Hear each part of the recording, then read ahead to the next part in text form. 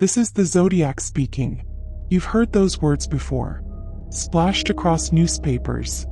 Whispered in true crime podcast. Glimpsed in old FBI reports. But none of them gave you the truth the way I will tonight. You want to know who I am?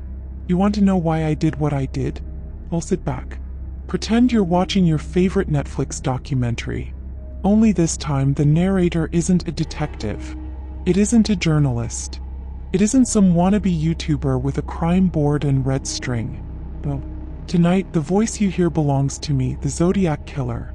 And don't worry, I'll make it fun. Murder doesn't always have to be serious. 1968, California. Everyone remembers the 60s as free love, protests, hippie vans, and guitar strings. But me, I saw something different. A stage. A playground. A place where innocence walked hand in hand with opportunity. December 20th, Lake Herman Road. A teenage couple, David Faraday and Betty Lou Jensen. Young, carefree. Probably thought the world revolved around their teenage love story. Until I showed up. I pulled up quietly. The air was still. Crickets chirped. And then, silence. A gunshot for David. Several for Betty Lou. Just like that, 2 young lives ended and a legend began. They called it tragic. I called it my opening act. You'd be amazed how quickly a quiet little town turns paranoid when the monster isn't hiding under the bed. He's hiding in their headlines. July 4th, 1969. Fireworks in the sky. Patriotic music. Families laughing. Couples kissing in parked cars. Perfect. But my celebration was different. Blue Rock Springs Park. Darlene Ferrin and Mike Mageau. They thought they were safe. They weren't. I pulled up beside them, raised my pistol and fired. 8 shots. Darlene died. Mike survived. Nobody's perfect, right? Even the best performers sometimes miss a line. But here's the fun part. I didn't just leave. I wanted recognition. Applause. So I found a payphone, dialed the Vallejo police, and coolly reported my own crime. My voice steady. I wish to report a double murder. If you go 1 mile east, you'll find kids in a brown car. This is the Zodiac speaking. Then I hung up. Curtain down. Show over. The cops. They didn't clap. But the newspapers? Oh, they made me a star. Now, killing is one thing. But what's a performance without an audience? That's where my letters came in. Every letter started the same. This is the Zodiac speaking. Imagine opening your morning paper with coffee and eggs, only to read that. You'd choke on your toast. It's in Ciphers too. My first, the 408 cipher, revealed a message as simple as it was terrifying. I like killing people because it is so much fun. Brutal honesty right there in black and white. And then there was the 340 cipher. My masterpiece. For decades, nobody cracked it. FBI, cryptologists, puzzle lovers, they all failed. Until 2020, when some amateurs finally decoded it. It said, "I hope you are having lots of fun and trying to catch me." Spoiler alert, they weren't having fun. But I was. September 27, 1969. Lake Berryessa. Brian Hartnell and Cecilia Shepard were picnicking by the lake.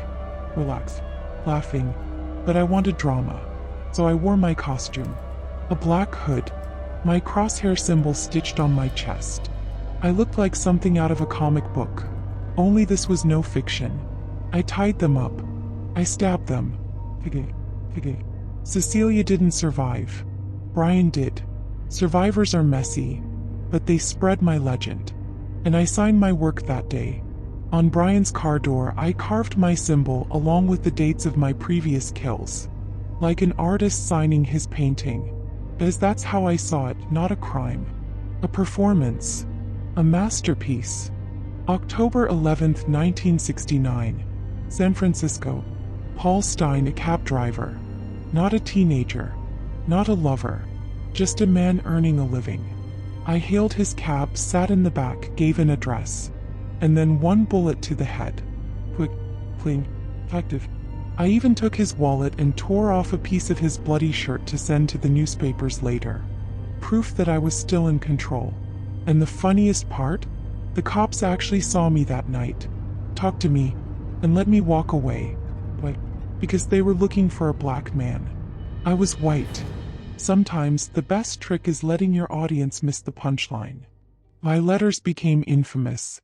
The San Francisco Chronicle couldn't resist publishing them.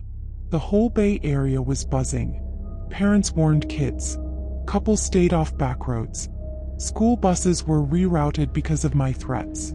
I even said I'd blow up a bus full of children. Did I mean it? Who knows?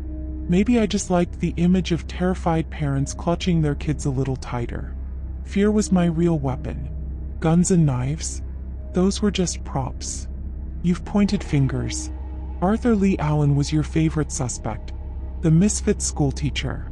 He owned a Zodiac brand watch, had strange habits, and even matched a few descriptions. But guess what? You never proved it. Others came and went too. Dozens of suspects. DNA tests, handwriting analysis, endless documentaries. All of you chasing shadows. Because the truth is simple. I was never meant to be caught. The puzzle was designed to keep you busy forever. Decades have passed. The world changed. You've got smartphones, podcasts, DNA genealogy websites. Yet my name still lingers. Every time you hear Unsolved Serial Killer, you think of me. Every time a cipher appears, you wonder if it's mine.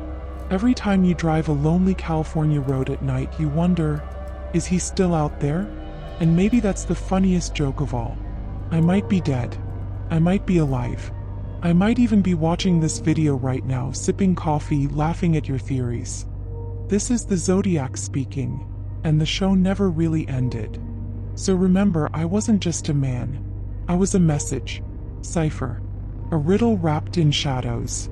And as long as you're still asking, who was the Zodiac Killer? I win.